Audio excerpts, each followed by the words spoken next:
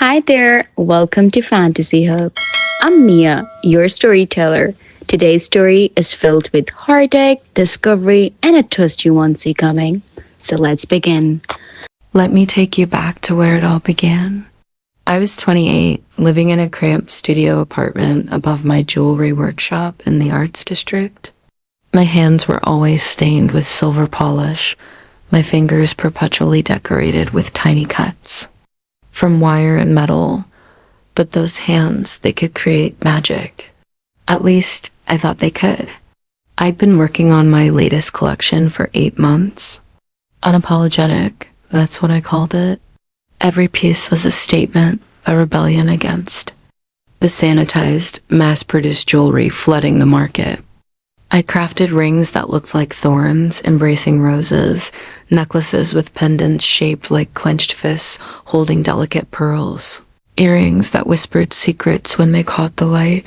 But more than that, each piece told a story of identity, of refusing to hide who you are. There were subtle rainbow inclusions in the stones, interlocking Venus symbols worked into the metalwork, pieces that celebrated love in all its forms. I poured my soul into that collection. Every suppressed feeling I'd carried since I was 15 and realized I was different. The launch was supposed to be my breakthrough. 3 years of building my reputation, of selling safe, pretty pieces, to pay the bills while dreaming of something more. The local gallery had given me prime wall space, and for the first time, I dared to hope. Then the reviews started coming in. Too political, they said. Art should be beautiful, not preachy. The online comments were worse. Strangers hiding behind anonymous usernames called my work degenerate, an agenda, disgusting. They said I was corrupting art, corrupting society.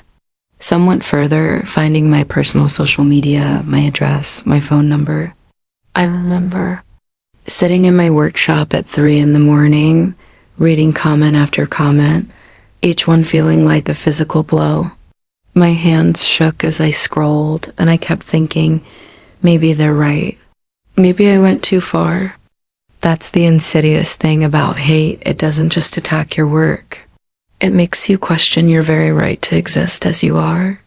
3 weeks after the exhibition opened, I was barely sleeping, barely eating. My best friend Maya had been checking on me daily, leaving care packages outside my door when I wouldn't answer. She's the one who texted me that Saturday morning, pet adoption event at Washington Park. You need air.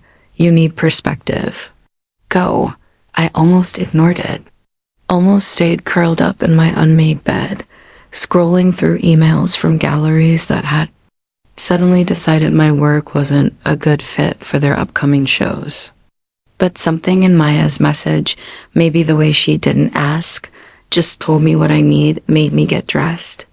The park was alive with the kind of hopeful energy that only comes from second chances. Families wandered between makeshift kennels. Volunteers in bright yellow shirts guided potential adopters, and everywhere, the sound of barking mixed with laughter and soft conversations. I wasn't really looking for a pet. I could barely take care of myself, let alone another living being. But there was something soothing about watching other people find their companions, about witnessing these small miracles of connection. That's when I saw her. She was kneeling beside a small kennel, completely absorbed in conversation with a scruffy terrier who was missing his left hind leg. Her dark hair fell in waves around her shoulders, and she wore a vintage leather jacket that had clearly seen some adventures.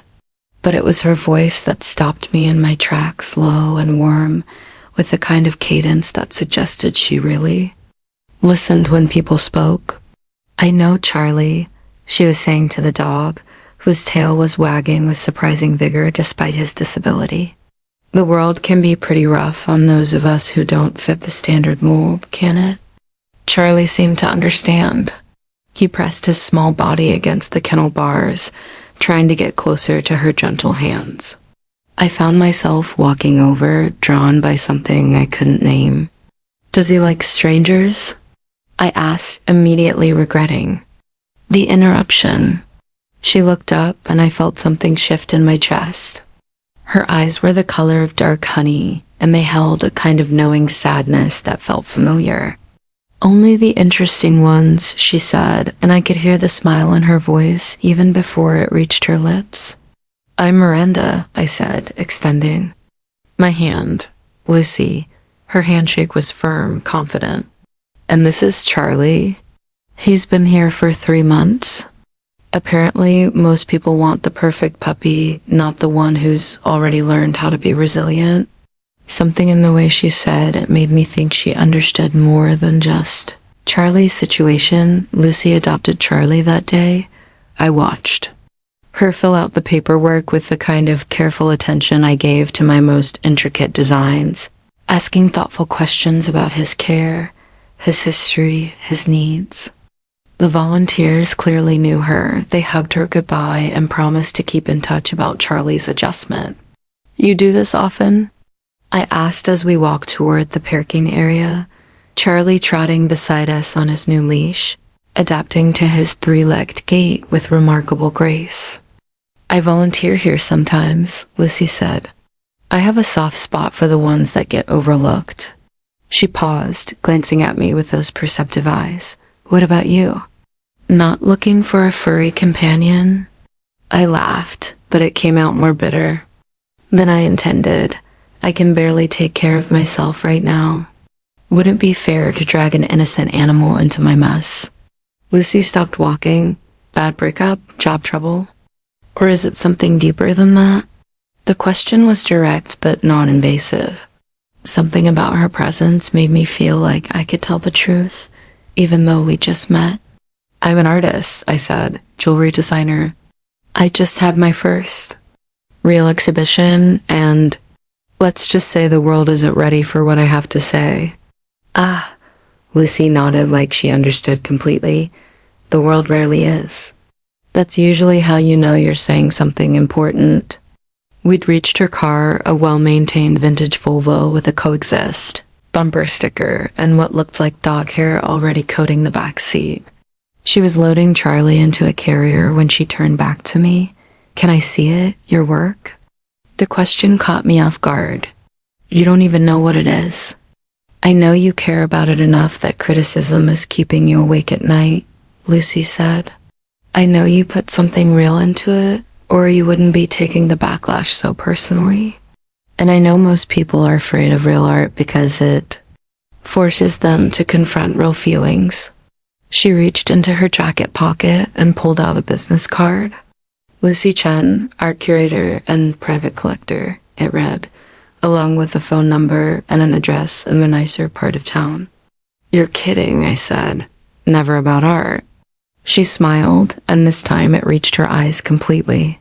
There's a coffee shop called The Grind on 5th Street. Tomorrow, 2 o'clock. Bring photos of your work, or better yet, bring some pieces. Let me see what's got everyone so scared. I spent that entire evening second-guessing myself. What if she hated my work? What if she agreed with the critics? What if I was just setting myself up for another round of rejection? But Maya's voice echoed in my head. You can't let them silence you, Miranda. The world needs your voice, especially now. I arrived at the grind 15 minutes early, clutching a small portfolio case containing photos of my collection and 3 actual pieces, a ring, a pendant, and a pair of earrings that embodied the themes I'd been exploring. The coffee shop was busy with the Sunday afternoon crowd, students with laptops, couples sharing pastries, the comfortable hum of weekend conversations. Lucy was already there, sitting in a corner booth with Charlie curled up at her feet. She'd secured a table that offered some privacy, and I realized she'd thought about the fact that showing art in public could be vulnerable. Miranda, she sighed, standing to greet me. I wasn't sure you'd come. Honestly, neither was I. She ordered us coffee, something complicated with oat milk and cinnamon that she insisted. I tried and waited until I was settled before speaking again. Before you show me anything, Lucy said, I I want you to know something about me. I've been collecting art for 12 years. I've seen thousands of pieces, worked with hundreds of artists. The ones who get the strongest reactions, positive or negative, are usually the ones doing something that matters. Her words were reassuring, but my hands still trembled slightly as I opened the portfolio case. The first photo showed my defiance ring, a band of twisted silver that looked like thorns. But when you examined it closely, you could see that the thorns were actually protecting a small, perfect pearl nested in the center. The symbolism was intentional. Beauty that refuses to be gentle, strength that doesn't apologize for taking up space. Lucy studied the image for a long moment, then looked up at me. May I see the actual piece? I handed her the ring, watching her face as she turned it in the light, examining the craftsmanship, the way the silver caught and reflected the cafe's warm lighting. The construction is flawless, she said finally. But more than that, there's a story here. Pain transformed into protection, vulnerability that's chosen to become fierce. My throat tightened unexpectedly. No one had understood it so quickly, so completely. Show me more, Lucy said. I pulled out the pendant next. Intersections, I called it. It was designed to look like two Venus symbols interlocking, but the metal was worked so intricately that from different angles, you could see other shapes, infinity symbols, hearts, even what looked like two figures embracing. Lucy held it up to the light, rotating it slowly. Oh, she breathed. Oh, this is extraordinary. The way it changes depending on perspective. That was the point, I said, finding my voice. Love isn't just one thing. It's not just what people expect it to be. It shifts, it adapts, it finds ways to exist even when the world tells it shouldn't. Lucy's eyes met mine across the table. There was something electric in that look, a recognition that went deeper than art appreciation. The criticism you've been getting, she said carefully. It's not really about your technique, is it? I shook my head. They're saying I'm pushing an agenda. That jewelry should be pretty and safe and not make people think too hard about who gets to love whom. And what do you say to that? The question hung in the air between us. I thought about all the nights I'd lain awake, wondering if the critics were right, if I should go back to making safe, commercial pieces that wouldn't offend anyone or challenge anything. I say that beauty without truth is just decoration, I heard myself answer. And I'm tired of decorating a world that pretends people like me don't exist. Lucy smiled, not the polite, professional smile she'd worn when we first sat down, but something warmer, more personal. People like us, she corrected gently. The admission hung in the air between us, vulnerable and brave.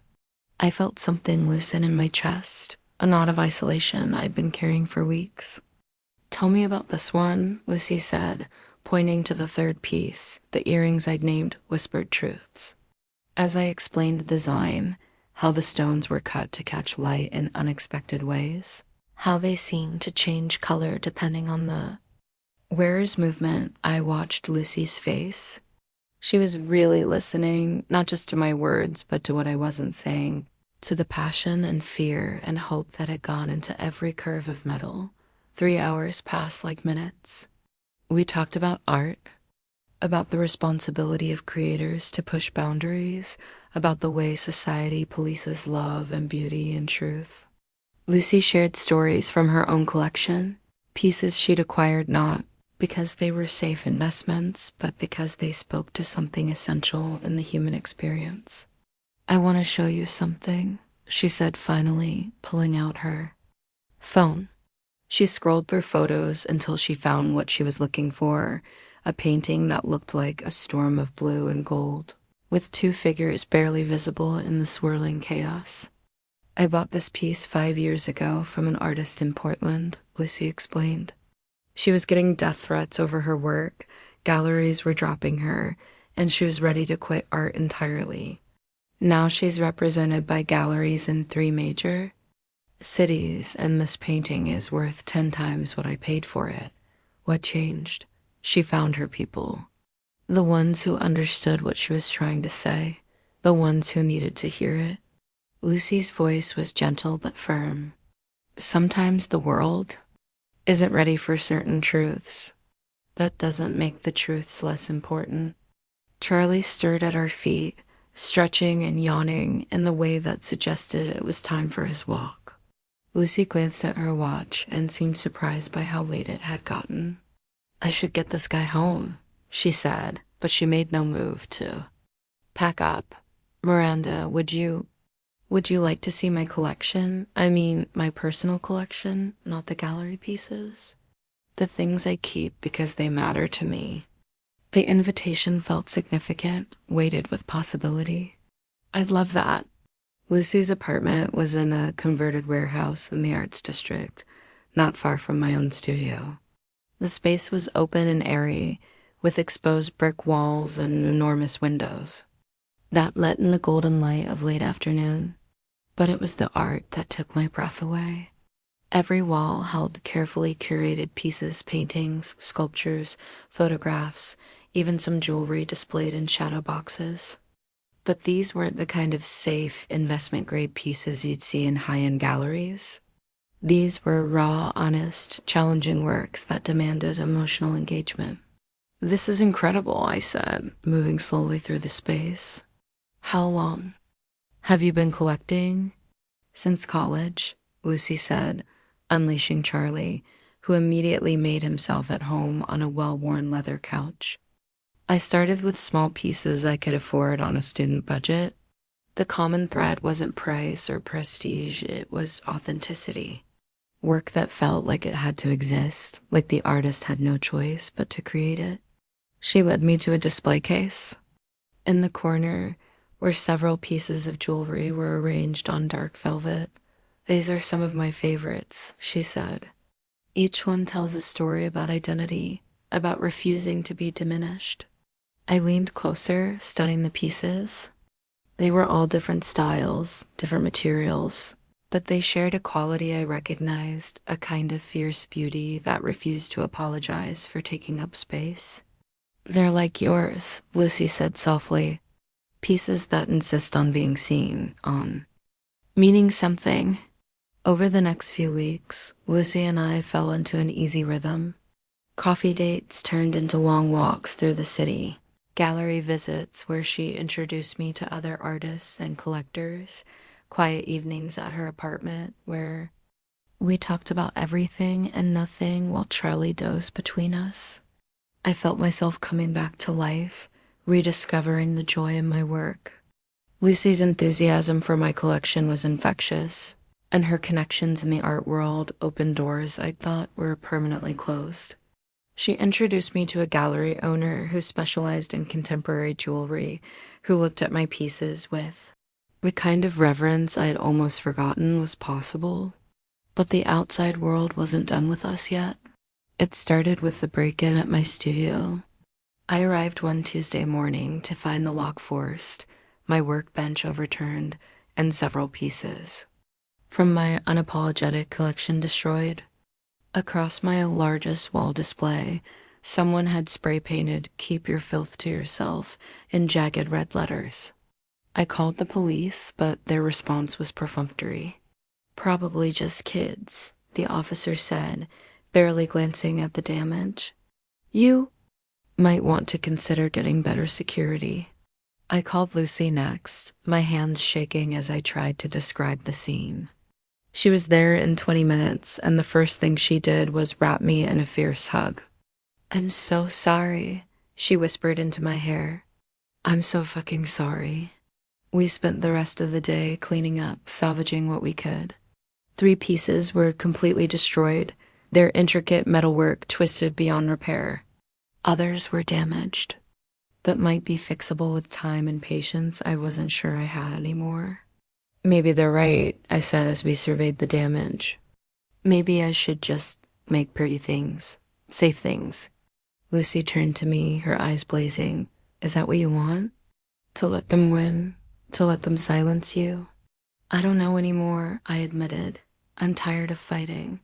I'm tired of being afraid." Lucy was quiet for a long moment, picking up fragments of a shattered pendant, holding them carefully in her palm. "Can I tell you something about my ex?" The question seemed to come from nowhere, but I nodded. Her name was Sarah. We were together for 3 years, and I thought she was the love of my life. But she couldn't handle the way I lived openly, the way my sexuality was part of who I was in public, not just in private. She wanted me to be more discreet, professional, normal. Lucy set the fragments down carefully, arranging them like pieces of a puzzle she was trying to solve. When I finally ended it, she didn't just disappear. She started calling my clients, telling them I was unprofessional, not working with. Me would damage their reputations. She tried to destroy my career because I wouldn't let her destroy my identity. "What did you do?" I fought back. Not with anger or revenge, but by being more myself than ever. I came out louder, prouder.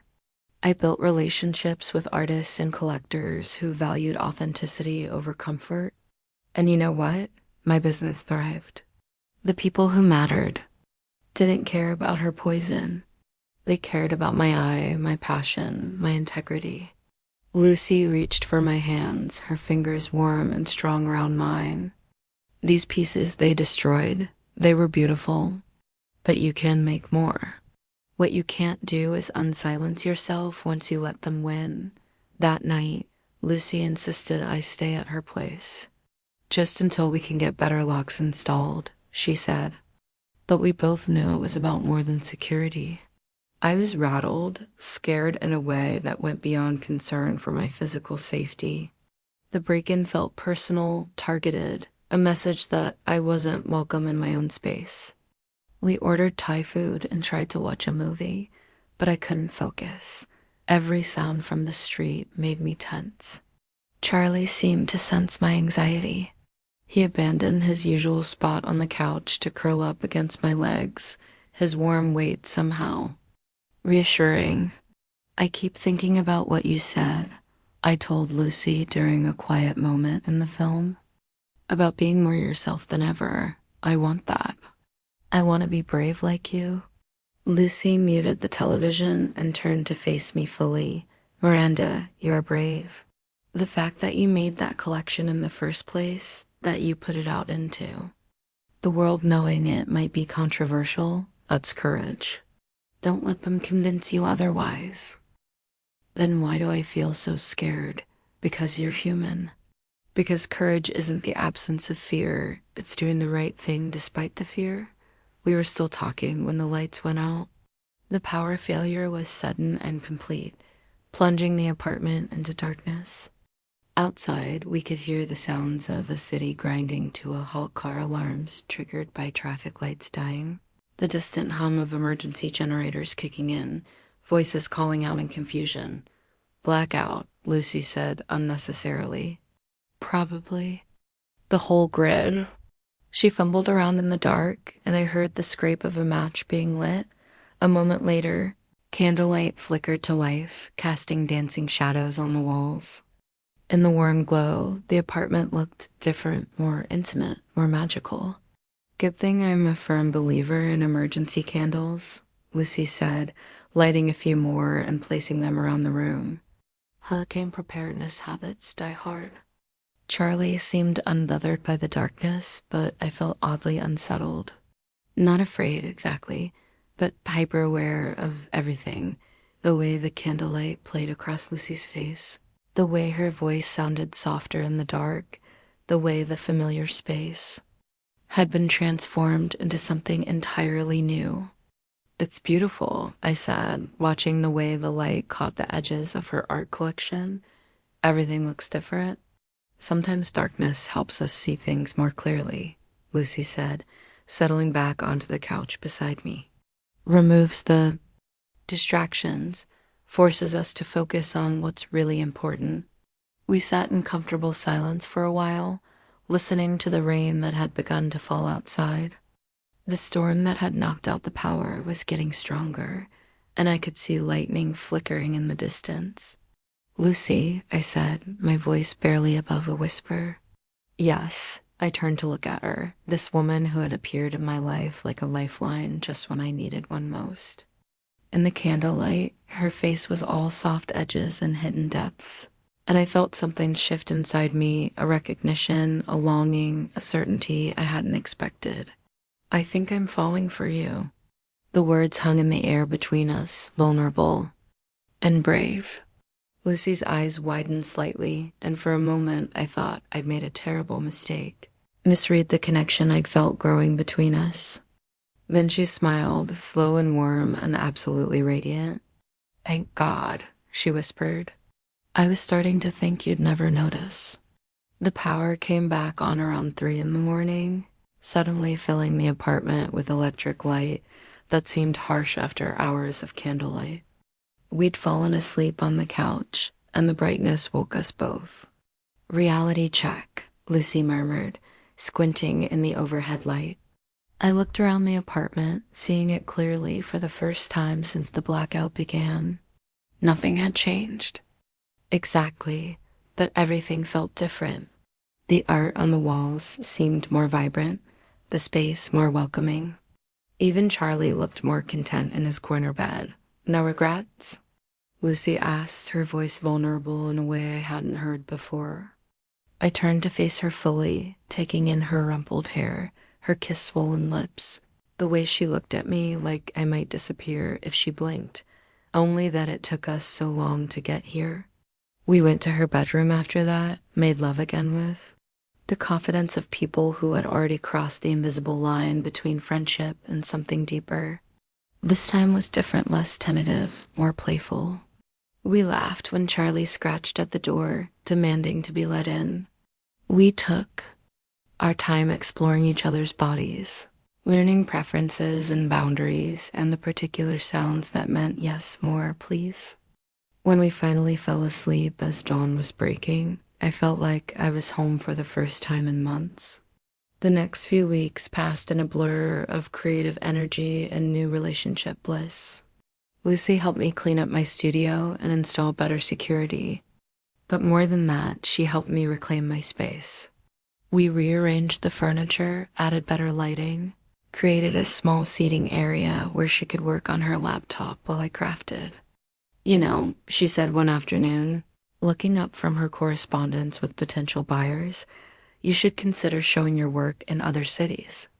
Get away from the local politics, find audiences who are ready for what you're creating." "I've thought about it," I admitted. Looking up from the ring, I was working on a new piece, inspired by the night of the blackout, all flowing curves and hidden fire. "But starting over somewhere else feels overwhelming." "You wouldn't be starting over. You'd be expanding, and you wouldn't be doing it alone." The casual way she said it, the assumption that we were a team now, made my heart skip. "Are you offering to be my manager?" "I'm offering to be your partner, in every sense of the word." Lucy stood up from her chair and came over to my work bench, wrapping her arms around me from behind. "I've been thinking about this for days," she said, her chin resting on my shoulder. "I know a gallery owner in Portland who specializes in contemporary jewelry. She's always looking for artists who push boundaries. And there's a collector in Seattle who would absolutely love your work. You really think I'm ready for that? Miranda, you were ready months ago. The question is whether you're brave enough to try." I leaned back against her warmth, considering the possibility. Leaving the city where I'd built my reputation, small as it was, starting fresh somewhere that didn't know about the controversy, the vandalism, the hate mail that still trickled in. "What about your business here?" I asked. "Our collecting isn't location dependent. Most of my work is online anyway, and I've been wanting to expand into the Pacific Northwest market. Besides," Lucy pressed a kiss to the side of my neck, "I go where you go now." The simple certainty in her voice made my eyes sting with unexpected tears. Just like that. Just like that. Of course, it couldn't be that simple. Sarah chose to make her move just as we were starting to plan our potential relocation. I was working late in my studio one Thursday evening when Lucy called, her voice tight with barely controlled anger. She keyed my car, Lucy said without preamble. Deep scratches down both sides, and she left a note under the windshield wiper. What did it say? This is what happens to things I used to love when they disappoint me. I felt cold dread pooling in my stomach. Lucy, you need to call the police. This is escalating. I already did. They took a report, but they said, without witnesses or camera footage, it's hard to prove it was her. The note wasn't signed, but you know it was her. Of course it was. Her. She used to say that exact phrase during our fights. You're disappointing me, Lucy. You know what happens to things that disappoint me? I could hear the pain in Lucy's voice, the way old wounds were being reopened by this harassment. I'm coming over. You don't have to. Yes, I do. We're partners, remember? That means we face things together. When I arrived at Lucy's apartment, I found her pacing the living room while Charlie watched anxiously from his bed. She'd taken photos of the damage to her car, documented everything meticulously, but I could see the violation in her posture, the way she kept glancing toward the windows. She knows where I live, Lucy said when I pulled her into my arms. She knows my routines, my clients, everything. I feel like I'm being hunted. Then we changed the game, I said, an idea forming in my mind. What if we accelerated our timeline? Left sooner rather than later? Lucy pulled back to look at me. You do that. Leave everything here because of my psycho ex. I'd do it because I love you, I said, the words coming out before I'd consciously decided to say them.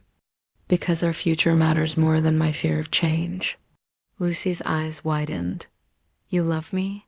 Yeah, I said, surprising myself with how certain I sounded. I love you. I love your passion for art, your kindness to broken things, the way you make me feel brave. I love that you see beauty in the difficult pieces, the ones other people reject. Lucy kissed me then, desperate and grateful and full of emotion. When we broke apart, there were tears in her eyes. I love you too, she whispered. I've been wanting to say it for weeks. So let's do this, I said. Let's leave. Start fresh somewhere Sarah can't follow, somewhere we can build something beautiful together. Lucy smiled through her tears. Portland. 2 days before we were scheduled to ship my pieces to Portland, Sarah made her final desperate play. I was alone in my studio, carefully packing the jewelry for transport, when I heard someone trying the door handle.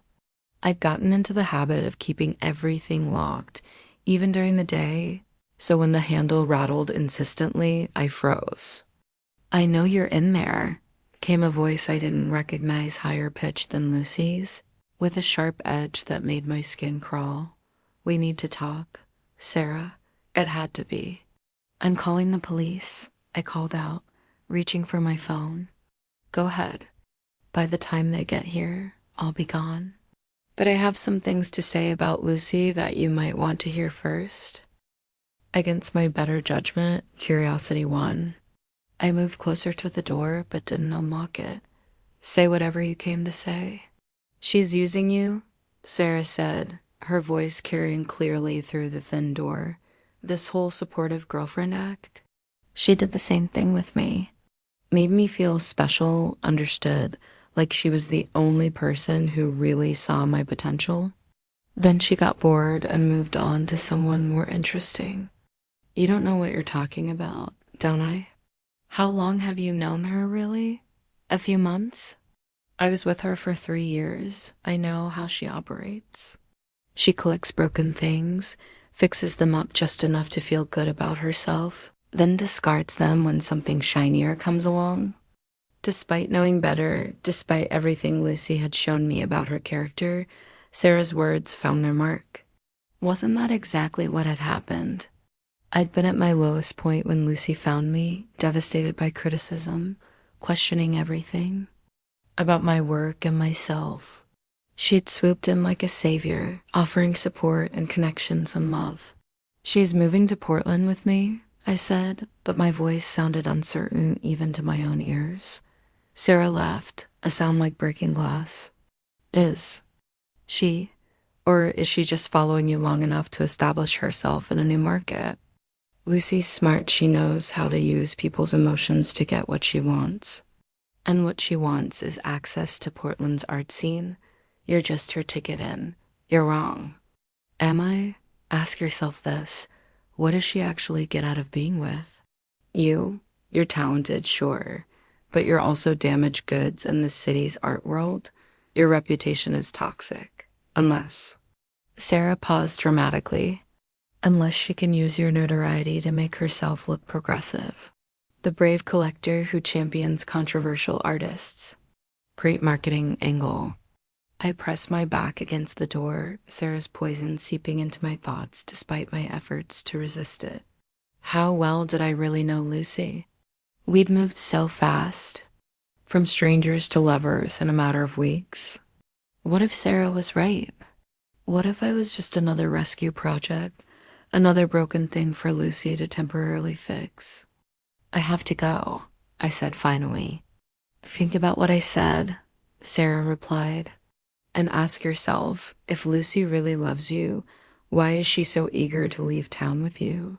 Maybe she's just ready for a change of scenery and your convenient cover." I heard footsteps moving away from the door, but I stayed frozen against it for several minutes, Sarah's words echoing in my mind. I didn't tell Lucy about Sarah's visit immediately. Instead, I found myself watching her over the next few days, looking for signs that she was using me, that her affection was calculated rather than genuine.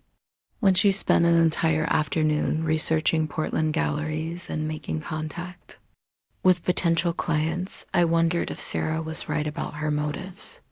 When she declined a lucrative local consulting job because it would interfere with our moving timeline, I questioned whether she was just eager to escape her own professional problems. The doubt was corrosive, poisoning every interaction. When Lucy brought me coffee while I worked, I wondered if she was just maintaining the facade. When she made love to me with the same passion as always, I found myself analyzing her responses, looking for signs of deception.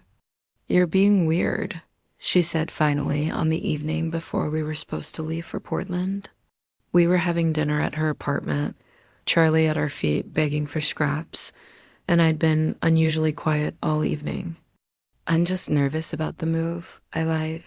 Lucy studied my face with those perceptive honey-colored eyes.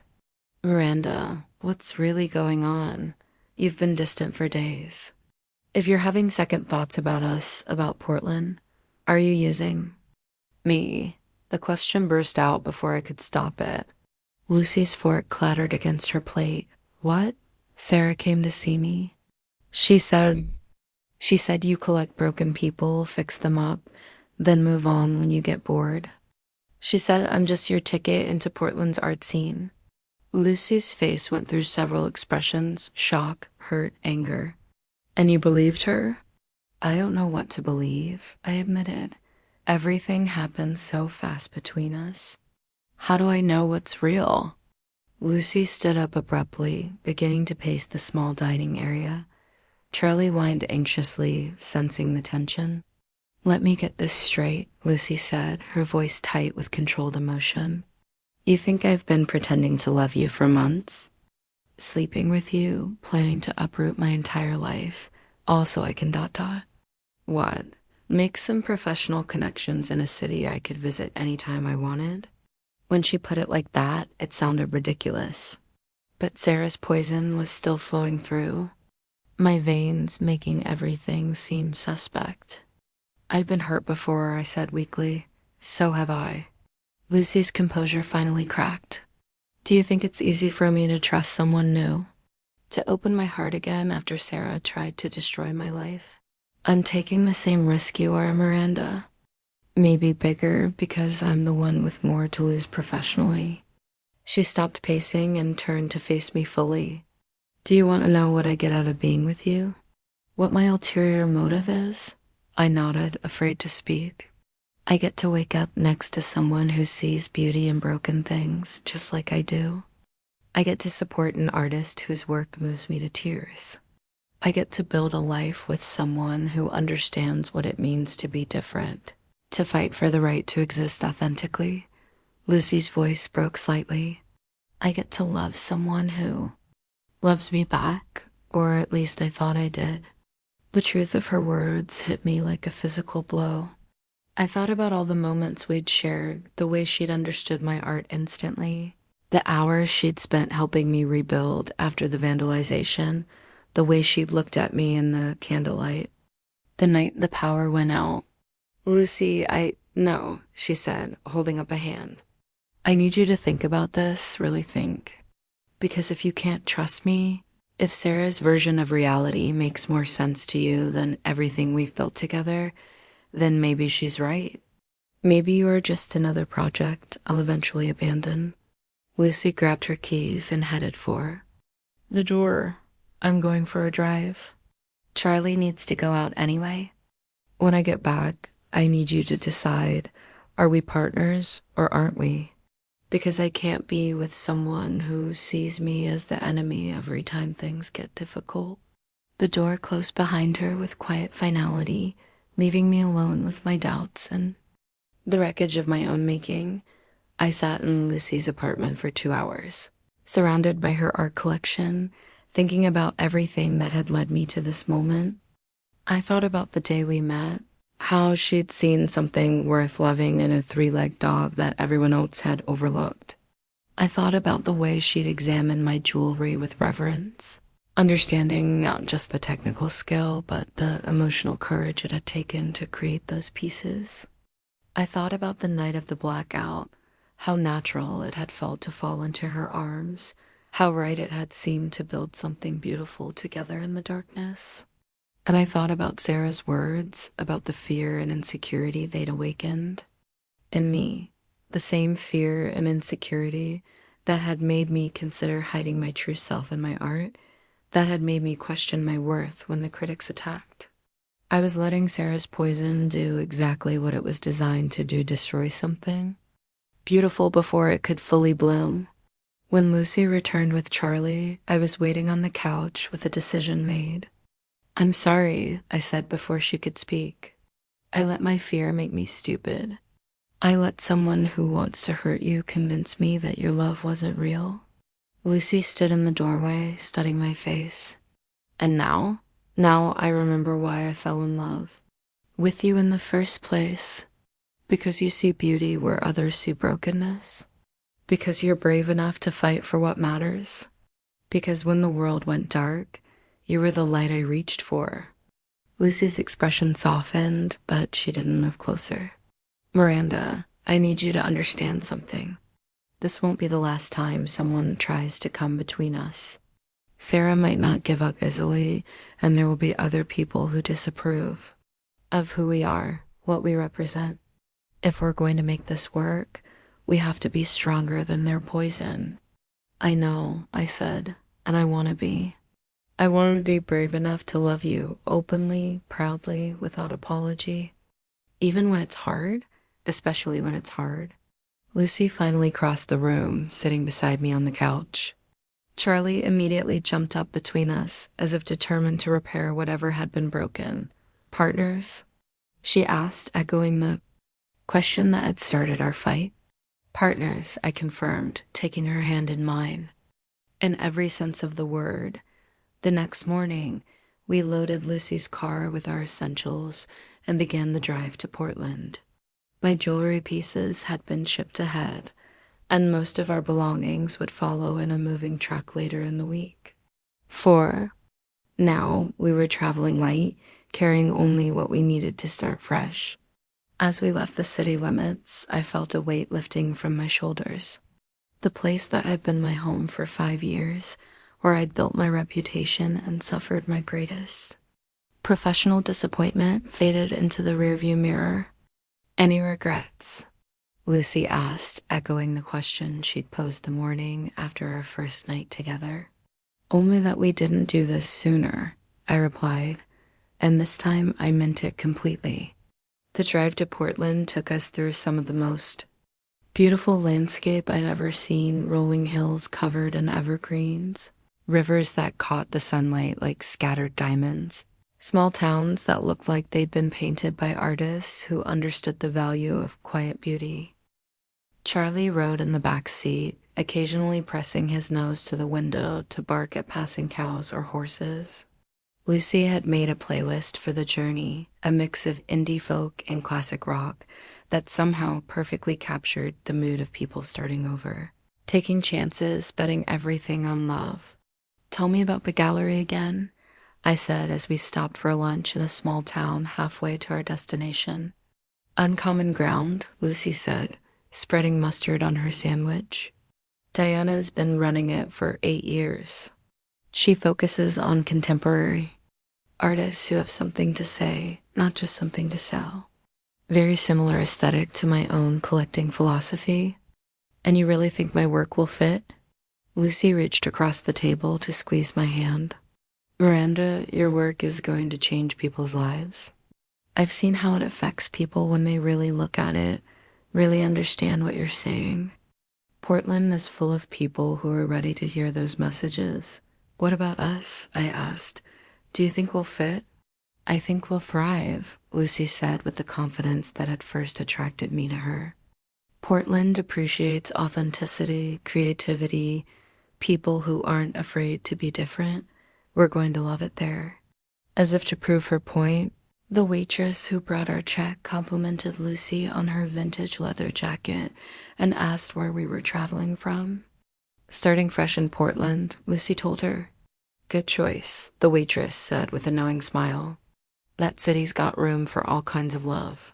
The gallery opening was everything I dreamed of and nothing like what I'd experienced in my hometown. Uncommon Ground was located in a converted warehouse in Portland's Arts District, with soaring ceilings and exposed brick walls that made my jewelry pieces look like precious artifacts displayed in a museum.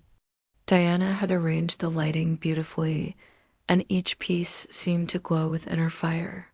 But it was the people that made the difference. Instead of the guarded, skeptical faces I'd grown accustomed to, I saw genuine curiosity, open appreciation, and most importantly, understanding. These were people who recognized what I was trying to say and respected the courage it had taken to say it. "This is extraordinary work," said a woman examining my intersections pendant. "The way it changes depending on the angle. It's like you've captured the fluidity of identity itself." A young man studying my Defiance ring nodded enthusiastically to his partner. "This is exactly what I was trying to explain to you about protective beauty. Sometimes love has to be fierce too. Survive." Lucy stood beside me, radiant in a black dress that made her look like she belonged in the pages of an art magazine.